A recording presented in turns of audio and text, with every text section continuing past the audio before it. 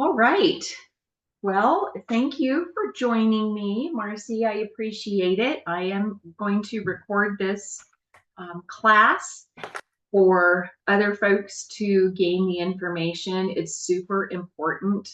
This is probably one of the most important things that I've learned in my recent health coach training. And so I'm very passionate about it, and I just wanted to share the information. So Okay. let's do this. I'm gonna move now. It was going. There we go. So welcome to our All About Inflammation webinar. For those of you not familiar with me, I'm Charlene. I am a doTERRA wellness advocate. I am very, very passionate about essential oils and supplementation and diet and ways to help keep our bodies healthy and avoid toxins and impurities and take care of our bodies. So that is why I am here. I hope that you will glean some useful information.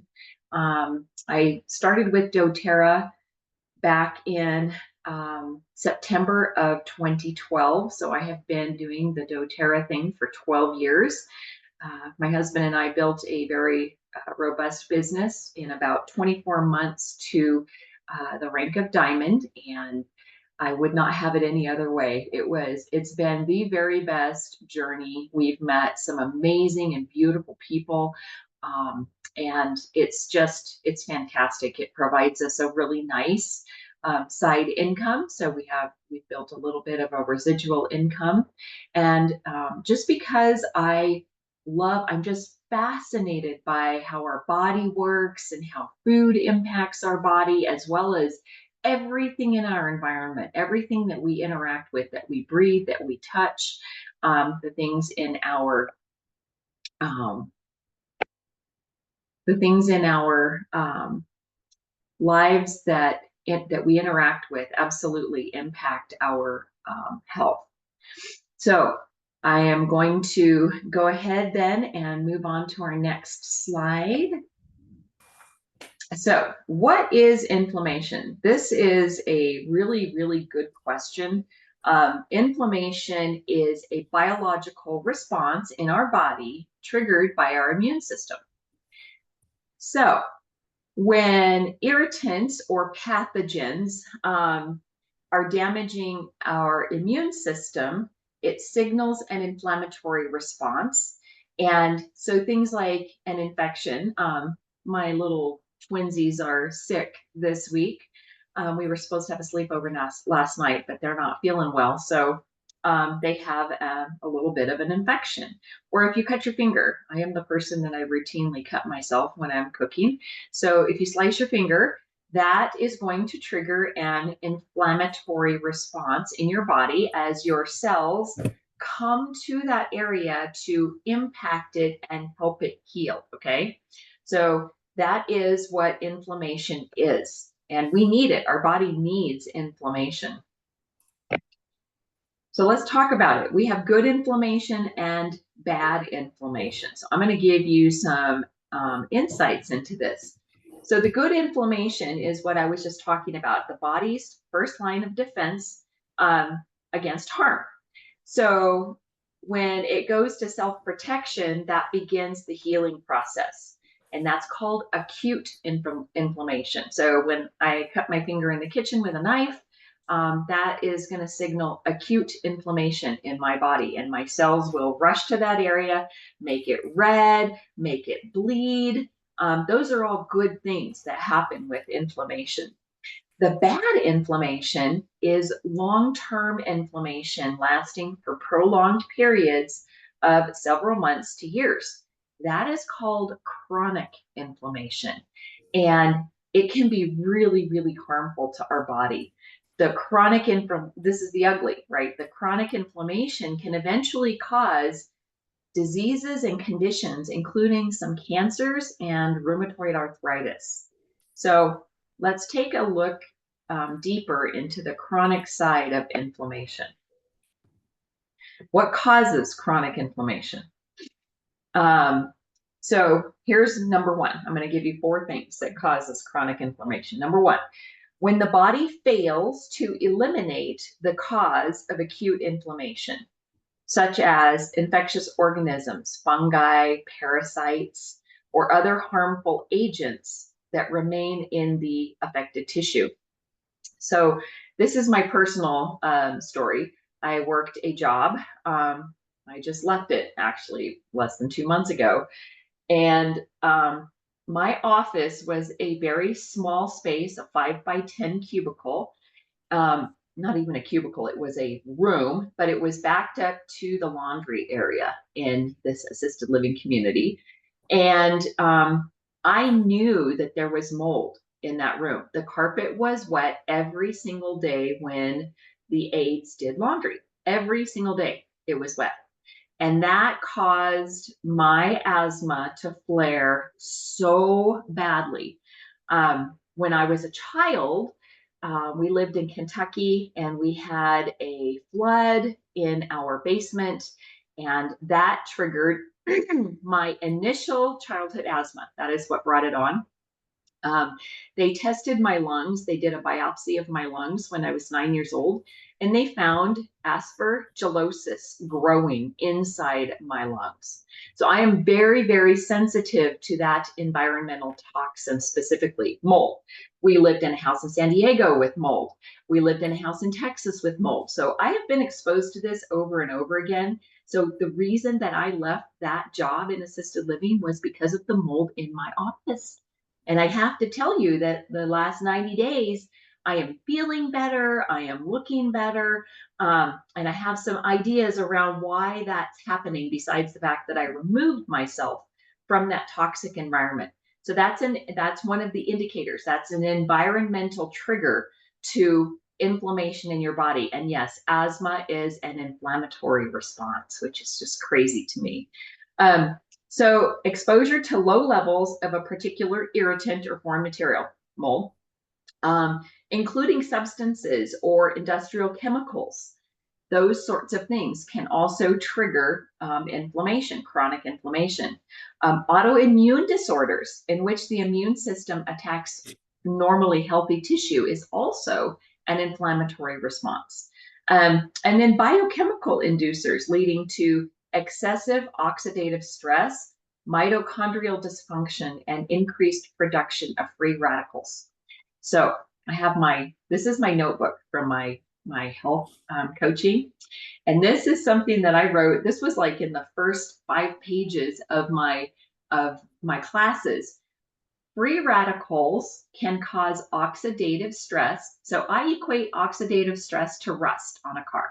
So if you think of it like that, constant rust will eventually break down the metal of a car and it won't function anymore. So that is what free radicals do in our body. It causes oxidative stress or rust that damages the cells in our body and is linked to heart disease, cancer, immune deficiency, and other health conditions. Free radicals are produced by cells in our body after processing food. So our food can cause free radicals. Think fast food, not good. Or cells that are currently interacting with inflammation. So when we have inflammation in our body, like my asthma, and my body is trying to keep up with this, it's causing oxidative stress in my cells, okay? So the interacting with inflammation or external factors like pollution or mold or chemicals or fill in the blank, food can even be a cause of oxidative stress. So it's one of my favorite things that I learned about oxidative stress. And again, this fascinates me. It seriously does. Why I started to go to school for this. So this is a fact. The World Health Organization ranks chronic diseases as the greatest threat to human health. And years of research has concluded that chronic inflammatory diseases are the most significant cause of death in the world, which is just crazy. That is just insanity. I have a note in here about that.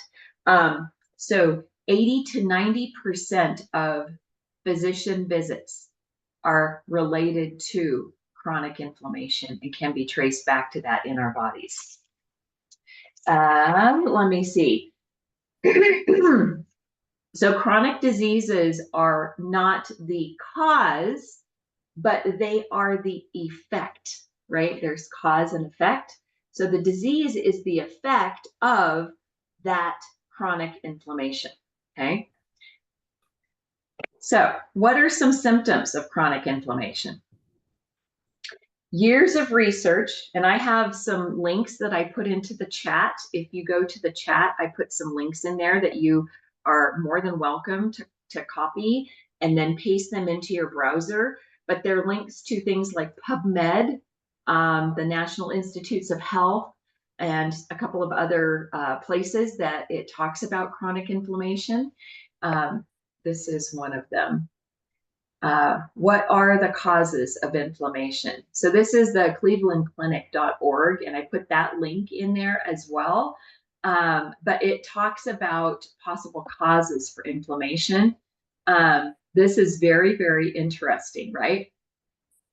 So I want to talk about the symptoms of inflammation, and then we'll talk about the causes. So the symptoms of inflammation could be body pain, constant fatigue and insomnia. When I was working in that assisted living community, I was constantly exhausted for no good reason. Nothing in my life had changed except that I was exposed to that toxin, as well as depression, anxiety, and mood disorders have all been linked to chronic inflammation. How about weight gain? Here's a bizarre thing. I gained 8 pounds in 90 days, which is very unusual for me. And I believe it is related to the chronic inflammation caused by the mold in that building. And then frequent infections. So if you've got, if you're constantly getting sick, you just can't seem to stay well, that is a sign that you could be struggling with chronic inflammation. So these are some of the conditions. It's going to advance. Come on, let's do it. Let's do it. There we go. These are some chronic conditions that are related to chronic inflammation.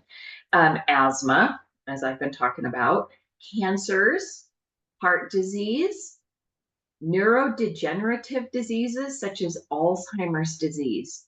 Did you know that there is like an 800% increase in Alzheimer's disease in the last 20 years?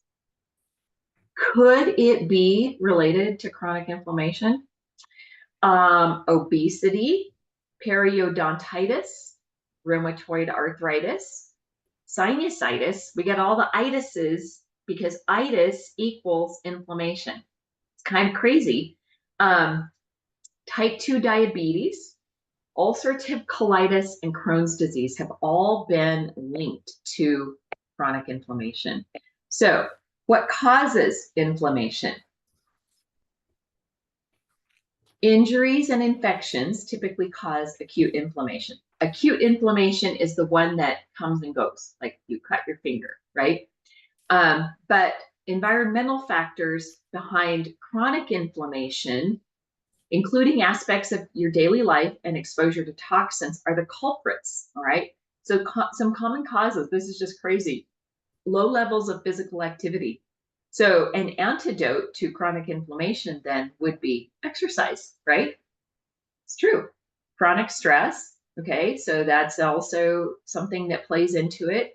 Having a body mass index at or above 30, and especially when your weight is in your belly. So specifically, visceral fat, belly fat, is linked to chronic inflammation. An imbalance of healthy and unhealthy microbes in your gut. So dysbiosis or leaky gut is directly linked to chronic inflammation.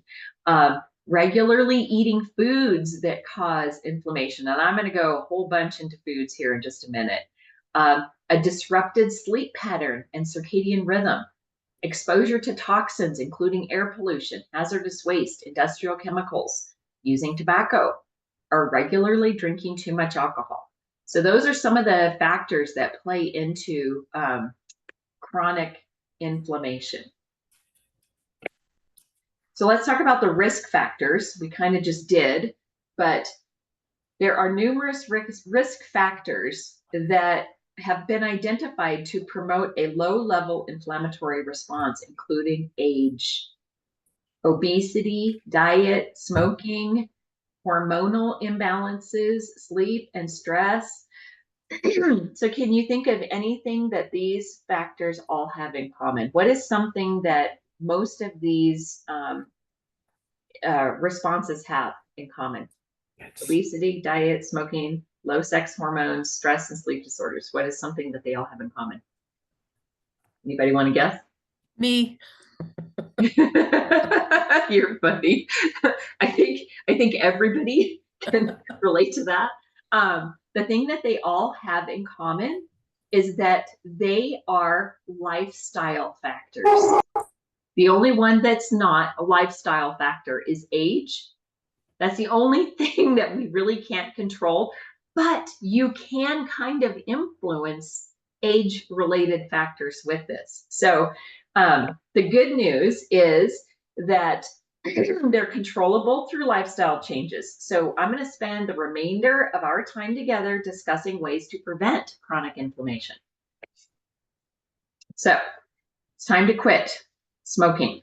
And I'm just going to throw vaping in that as well, because a lot of folks have replaced cigarettes with vaping. And the problem with vaping is that you are inhaling the same chemicals, but different chemicals. So now you're not getting it in the form of a cigarette, but you're getting it in the form of liquid vapor chemicals that you're directly inhaling into your body. I think that 20 years from now, we're going to find all sorts of terrible things related to that. So I really want to encourage folks, if you're smoking, to stop smoking. Cigarette smoking is associated with lowering the production of anti-inflammatory molecules and inducing inflammation. So it directly causes inflammation. Let's talk about an inflammation diet. So one of the best ways, and this speaks to food as medicine, and I love this. Eat the rainbow, right? That is something that if you spend any time with me, you're going to hear me say frequently. But there are ways to reduce inflammation in our refrigerator. An anti-inflammatory diet should include foods such as, this is crazy, tomatoes. I love tomatoes. So one of my favorite lunches is cottage cheese with tomatoes and a little bit of salt and pepper. So delicious, but they're highly anti-inflammatory. Olive oil, green leafy vegetables such as spinach, kale, and collards, nuts like almonds and walnuts, fatty fish like salmon, my favorite, mackerel, tuna, I love tuna salad, and fruits such as strawberries, blueberries, cherries, and oranges. Oranges are very highly anti-inflammatory. It's very interesting, right? So these foods are high in natural antioxidants and polyphenols. Those two things, antioxidants and polyphenols, literally chase down the free radicals in your cells and kind of neutralize them. That's what we're chasing. So they're protective, and they're found in plants to reduce inflammation. So let's talk about the Mediterranean diet. Has anybody ever tried eating the Mediterranean diet? I kind of just naturally go there. It's related to all the things that Marcy and I like wine. So, right? Yeah. It kind of goes in line with that. But there is Mediterranean, and I love the Mediterranean influence for me in particular. I just kind of gravitate towards that type of diet. So here is an example. So 2 different days worth of food. For breakfast, you could have Greek yogurt with strawberries and oats. And I have learned so much about yogurt, in fact, in the last week.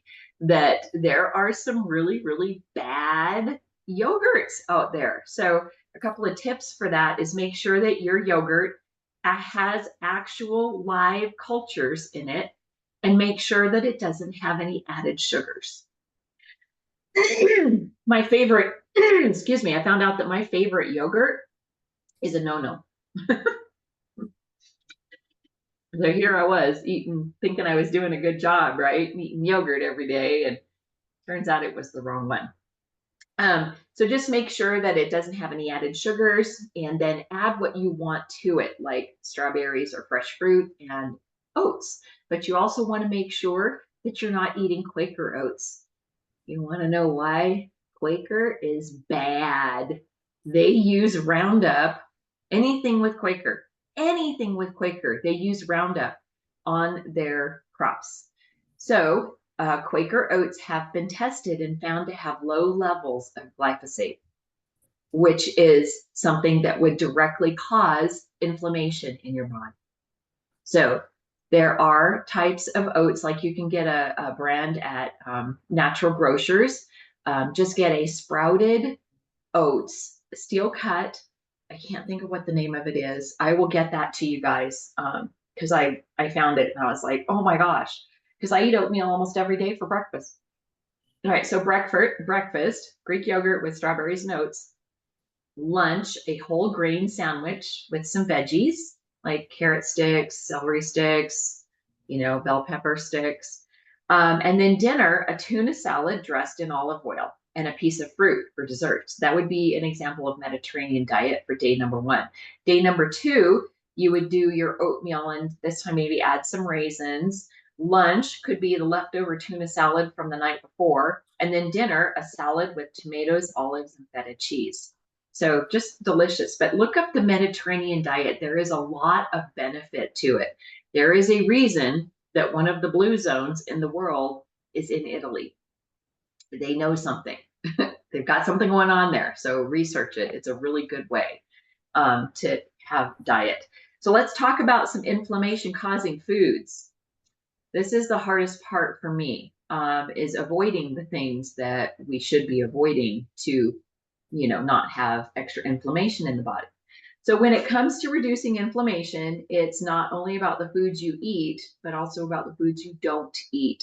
So try to avoid or limit these as much as possible.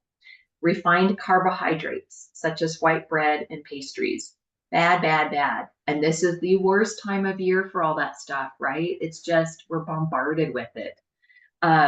French fries and other fried foods. Basically, fried foods aren't great, but I've got really good news for you. Get yourself an air fryer. They work so well, and you get that same feeling as if it was fried, but it wasn't fried. It's fried using air. So I use my air fryer almost every single day when I'm cooking.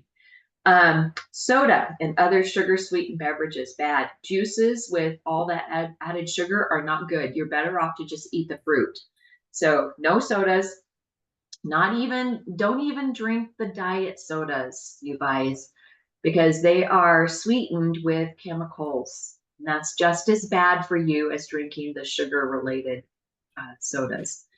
So red meat, burgers and steaks, as well as processed meats like hot dogs and sausages. Bad, bad, bad. And then margarine, shortening, and lard are all not good. They cause inflammation. And what's so crazy is back in the 70s, it was all about margarine and butter was bad, right?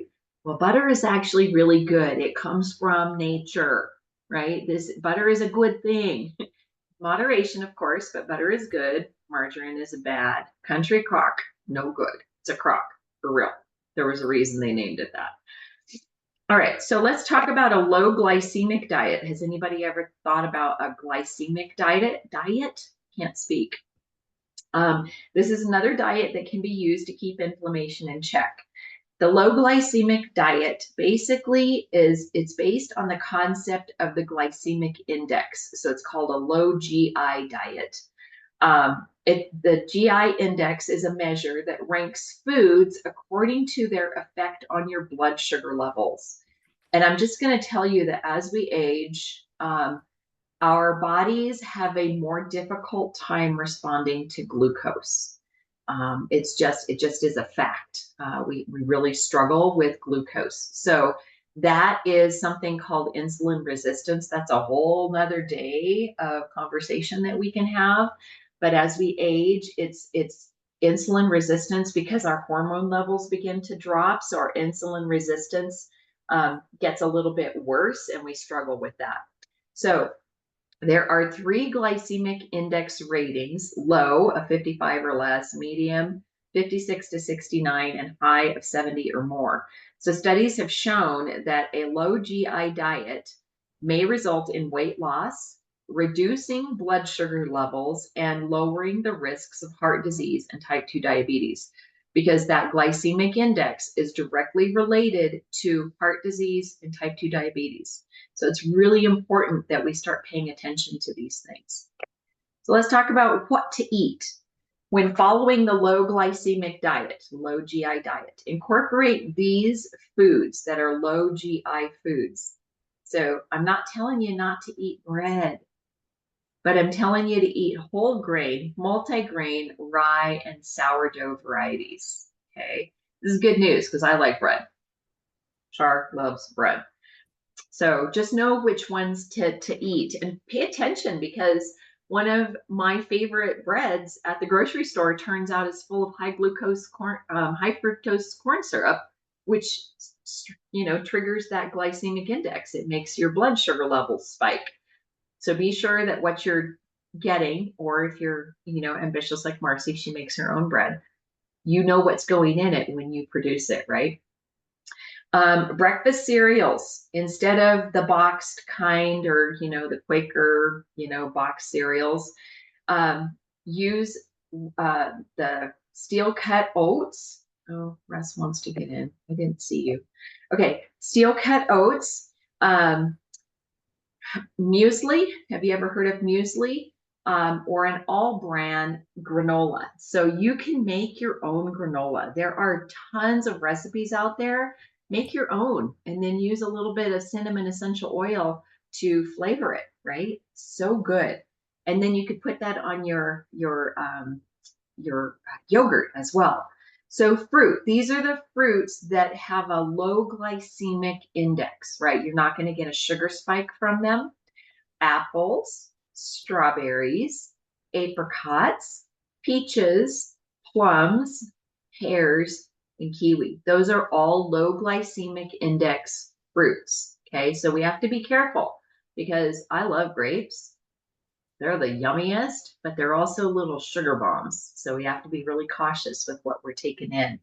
Our vegetables that have a low glycemic index response are carrots, broccoli, cauliflower, celery, tomatoes, and zucchini. I love all of those. Like, I could eat all of those veggies, not a problem. These are the starchy vegetables that we can have. You know those blue potatoes? Have you ever seen those blue potatoes? They are so good for our glycemic index. If you can ever purchase the blue ones at the store, do it. They're not around all the time, but if you see them, get them. They're so good for us, as well as sweet potatoes, corn, and yams. Isn't that interesting that corn has a low glycemic index, yet they turn around and turn it into high fructose corn syrup, right? But when you eat it in its natural form, it's really good for you. Legumes. So lentils, chickpeas. I love chickpeas. Chickpeas in the air fryer is a beautiful snack, and they're so good for you, and they have protein, and they have a low glycemic index. Butter beans, kidney beans, baked beans. Of course, not baked beans like Russ likes with all of the brown sugar on them. That's probably not a good idea. Pasta and noodles. So the types of pasta that you want to have are like soba noodles, vermicelli, rice noodles. Those are all good options. And then rice. I love rice. So long grain, brown rice, basmati rice are all good choices for low glycemic. And then the grains. These are the grains that you can eat. Quinoa, barley, couscous. I love couscous. We had it last night for dinner. It was so good. It was a lemon butter couscous. It was delicious. Buckwheat and semolina, those are all good grains, as well as the dairy. So milk, whole milk, cheese, yogurt, custard, soy milk, almond milk, those are all good choices for a low glycemic index. So we're not telling you not to eat. We're just, trying to help people make a better choice. So this is the other way to reduce inflammation, get moving. Exercise is an essential step in reducing inflammation in our bodies. So try to participate in 30 to 45 minutes of aerobic exercise and 10 to 25 minutes of weight or resistance training 4 to 5 times per week. I have been trying hard to do this. And it's tough, right? Some days I just totally forget. I get so wrapped up in my, busyness that I get to the end of the day and I'm like, I didn't exercise today. But it's super, super important to get moving. I love a fitness tracker. So my watch tells me to move. It literally says, get your ass up and move, Char. Get up, stand, walk around. And so it's just super important to exercise. That's one of the best ways to reduce inflammation, as well as it also helps with stress reduction, because too much stress triggers your inflammatory response in your body. Stress literally tells your body to produce a hormone response known as fight or flight. So while stress improves, stress serves as a protective mechanism to alert us. We're not getting chased by bears for the most part. We don't live in a cave anymore. We don't have all of those sorts of things. So we don't need that fight or flight response. And many people today live in a state of chronic stress. Chronic stress is literally related to inflammation in our body.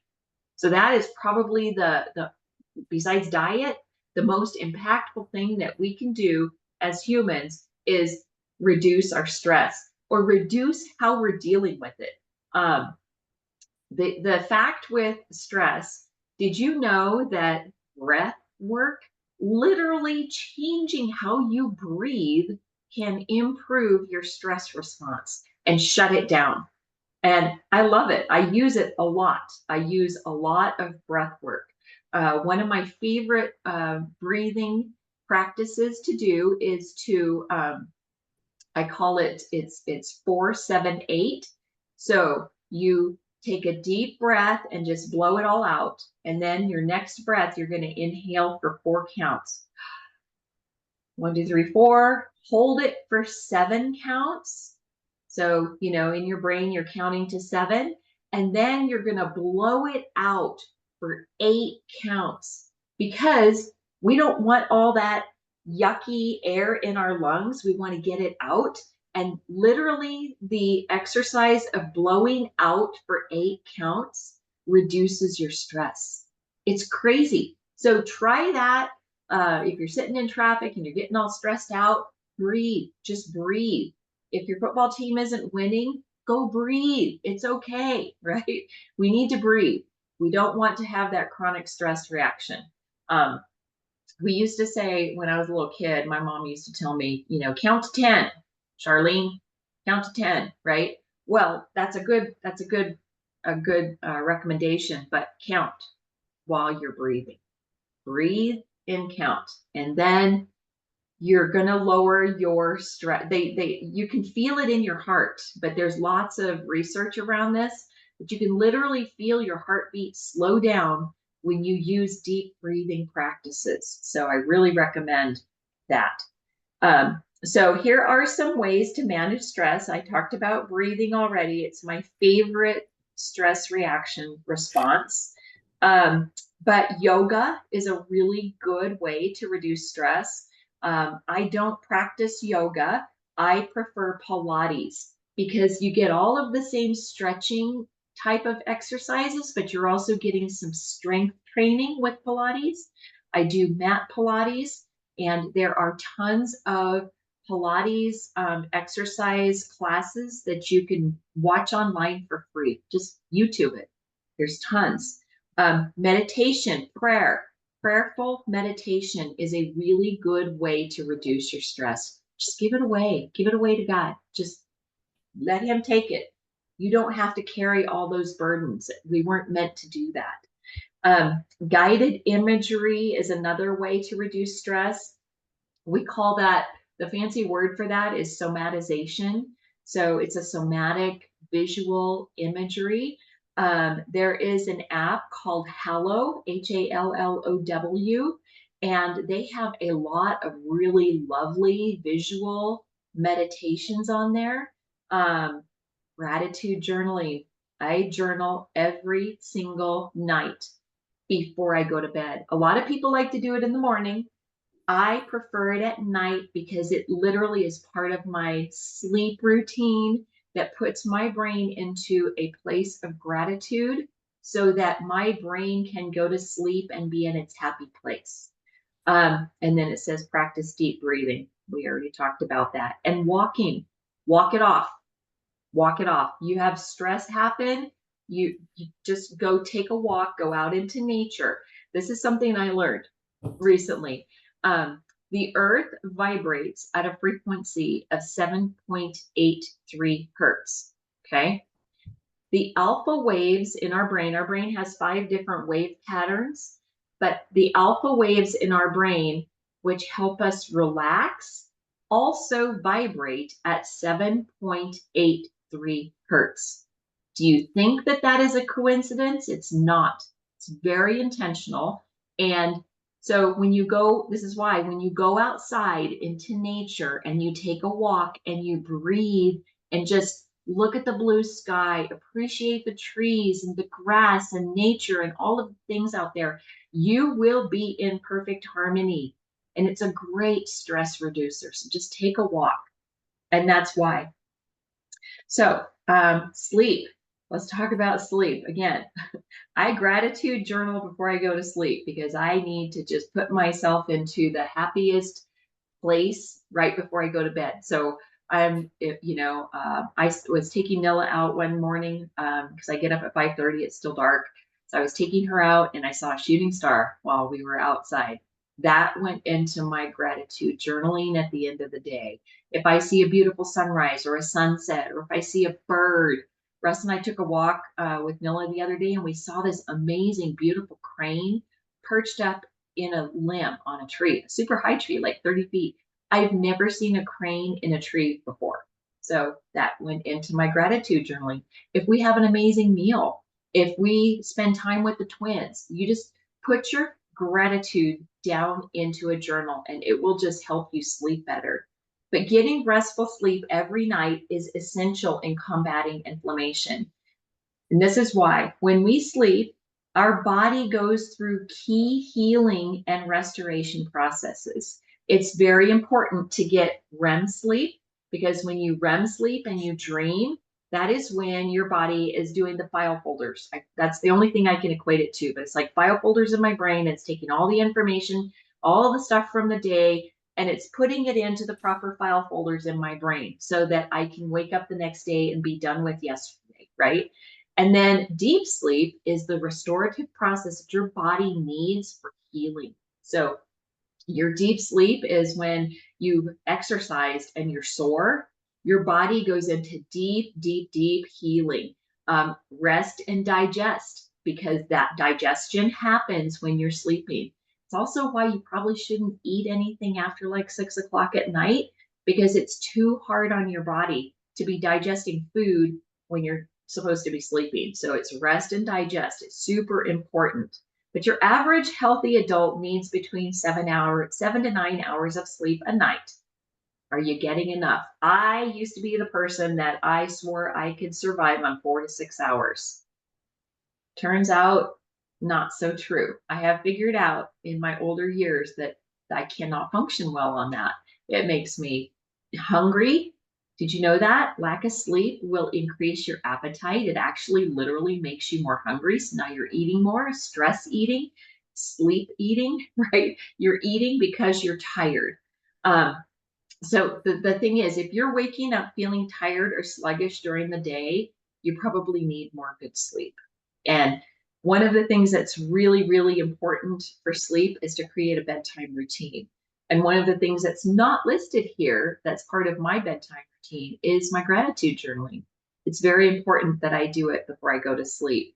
But if you're having difficulty getting to sleep or staying asleep, which is very common, we need to have a nighttime routine, because putting your body into a habit at night, I have a crazy routine. My granddaughters know, my husband knows, my friends know, anybody who's ever traveled with me and shared a room with me knows. My nighttime routine is very, very particular and very important, because when we do that, we're telling our circadian rhythm, oh, hey, girl, it is time to get ready for rest. And we're going to do this. So, again, don't eat or drink caffeine in the hours before bedtime. Personally, I don't do caffeine after like 10 in the morning. I just can't. I know this about me. Some people can. I'm not the person. Um, as well, don't eat a big meal past like 6 o'clock. I actually, Russ and I, we're old people. We try to eat between like 4 and 5, and I'm okay with that. I don't care. There's a reason for it, right? I value my sleep. Um, Participate in calming activities such as going for a walk or stretching. That's a really good time to do it before bed. Um, Turn off all of your electronics an hour before going to sleep. So just abandon your dang phone. We don't need that. My phone goes on to do not disturb, and it does not disturb me at all until it's time to wake up and my alarm goes off at 5:15. Take a warm bath. Take a warm bath with some Epsom salts and some lavender essential oil or serenity essential oil. So calming. Adaptive is another great essential oil to use for a bath. And then like do your gratitude journal. So a cold, dark room is also super important to a good sleep hygiene routine, because your body wants cold to sleep. And so it also requires dark. So we have blackout curtains in our room. And then as well, I make sure that even in the wintertime, the thermostat goes down to 65. In the summertime, it stays at around 71, but I have a ceiling fan that, flows, that keeps that air flowing. So it's super important. Um, Let's talk about regulating hormone levels. If you suspect that you could have a hormonal imbalance, and trust me, you'll know if you do, you can go to your doctor and perform a simple blood analysis to determine which hormones may be off, and then figure out how to correct those imbalances. I'm not skilled in hormones, but I can tell you that it is probably one of the most important things for you to know, that your hormone levels can be triggered by a chronic inflammatory response. So that's all I'm going to say about that. The further learning, so I did put the links to these websites in there about inflammation. So there are several that are related to understanding chronic inflammation. There are 3 of them with links to food sources that fight inflammation, and then some other tips on reducing inflammation. One of them from Scripps, which is a San Diego research medical facility. They're awesome. They're very well known there. So I have another couple of things that I want to talk about with you, but I wanted to thank you for joining us today.